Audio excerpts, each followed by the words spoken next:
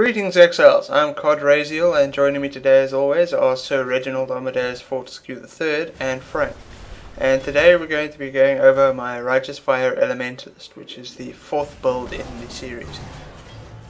Now this one primarily uses two Dyadus axes using some of the new mechanics of the Elementalist. And let's just go over the passives first, well the Ascendancy anyway. First off, I decided to pick up Shaper of Desolation for no particular reason, and then Beacon of Ruin. Now Beacon of Ruin guarantees a chill if you deal 1 cold damage, and it guarantees a shock if you deal 1 lightning damage, which can then be increased by a chill and shock effect. Next I picked up Liege of the Primordial, which gives us an additional golem, allowing me to add a flame golem on top of my stone golem. And then Elemancer adds another golem, which allows me to add a lightning golem on top of the previous two. So let's just go over the gear that I've picked for this build. First and most importantly, we have a Dyadus axe in the main and off hands.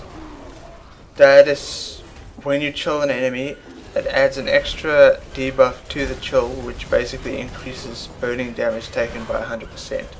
And these do stack, which means that any burning damage that an enemy you chilled takes is tripled. Next, I've picked a crab chest for this build because I found that the physical damage reduction was lacking, and I actually had trouble doing the Uber Labyrinth with it, so this really just brings it all together by giving us quite a bit of armor, life and resists. We also need a lot of sockets since we're summoning 3 golems, so a Calm's Heart was really out of the question here. For my helm, I'm using a helm that has high life, resists, and relatively importantly, socketed gems are supported by level 16 Innovate, and we'll see why in a little bit. My gloves are just the standard Essence of Delirium crafted Legion gloves. You've probably seen these in some of my other build guides, these exact ones, but there they are. For my boots, I picked the crab boots.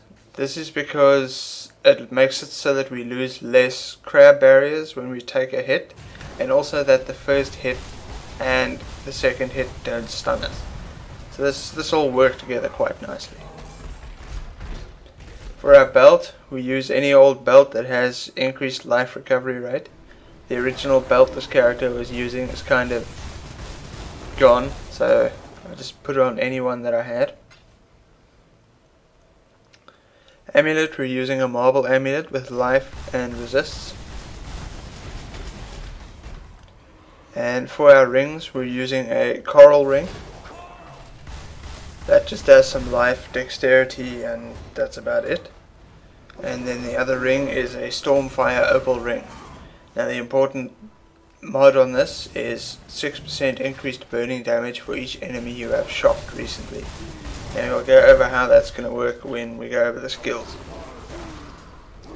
For my flasks, I'm using a Sanctified Life flask because this character was using a Blood of the Karui, which is on another character right now. So yeah, Blood of the Karui for a life flask. Next, we're using a Chemist Ruby flask of warding just to protect us from curses.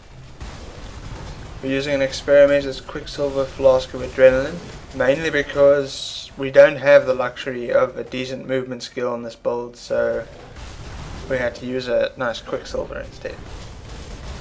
Then I've got a Sulphur flask of iron skin. This is just to boost my armor that little bit more since we are using the crab chest. And lastly, a granite flask of staunching for that bleed removal and extra armor.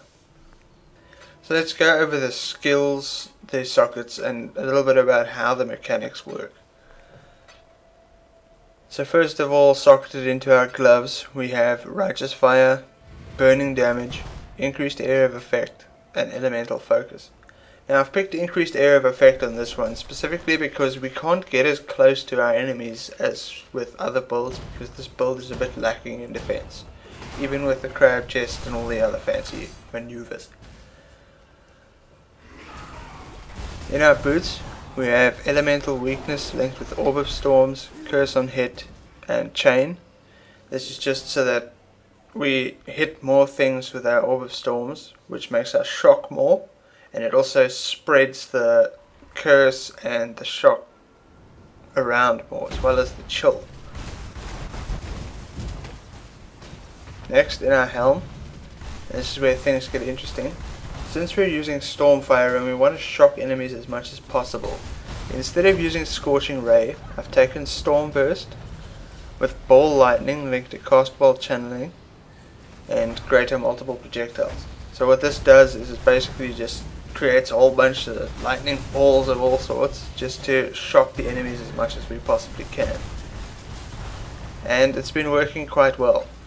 This will also apply your chill and your shock, so you don't need to worry about doing that. You just cast forward and then run with the balls and everything dies. In our first Dyadus, we have Enlighten linked with Purity of Elements and Purity of Fire. Now, I didn't have the resists necessary for this build, and neither did my golems, so I picked Purity of Elements over Vitality.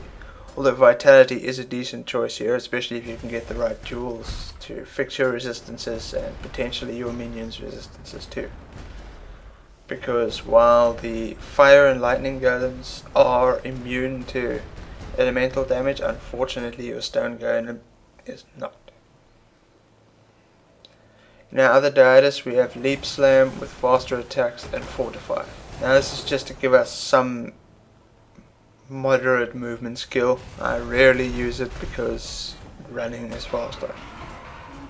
And then in my chest I've got my golems, which are Summon Lightning Golem, Summon Flame Golem, and Summon Stone Golem.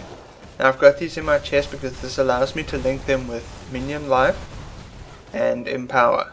And if I were to able to add a sixth link, I would add Minion and Totem Elemental Resistance, remove Purity of Elements, and add Vitality instead.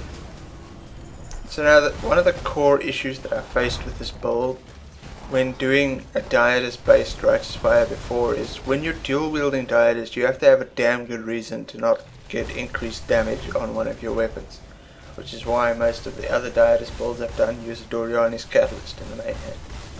But since we have the Stormfire ring, we were able to get a decent amount of increased burning damage going, which justifies the use of two Dyadus axes. And also the fact that we chill with our Orb of Storms means we don't need to worry about elemental equilibrium. So that about covers the gear and the gems and whatnot. So let's just have a quick overview of the passive tree, specifically the jewels that I'm using. Now, most of my jewels look like this. We have increased life, increased cast speed, and chance to shock. These are your biggest things because you want as much chance to shock as possible to get that shock up. Another notable node that I've picked up here is minion life regeneration. It's 1 point and it makes the minions sustain themselves quite a bit more.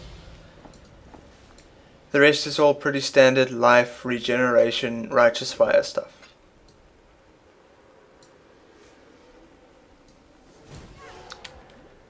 And that is about it for the gear and passives and whatnot of this build. Now this build plays great and it feels great until you start to try and tank things.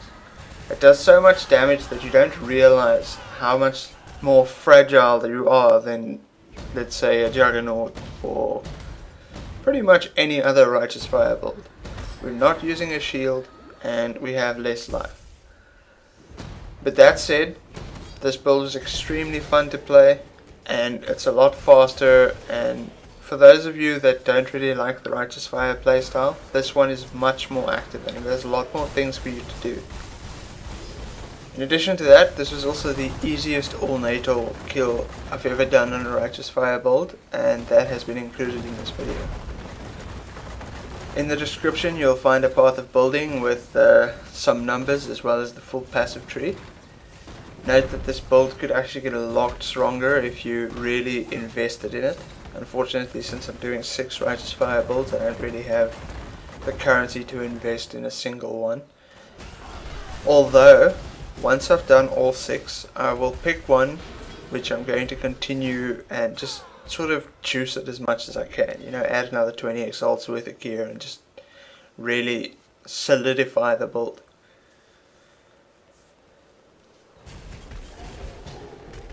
So that is pretty much it for the Righteous Fire Elementalist.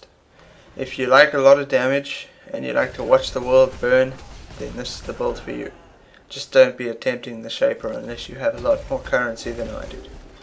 So from myself, Sir Reginald Amadeus Fortescue III, and Frank, we'd like to thank you for watching.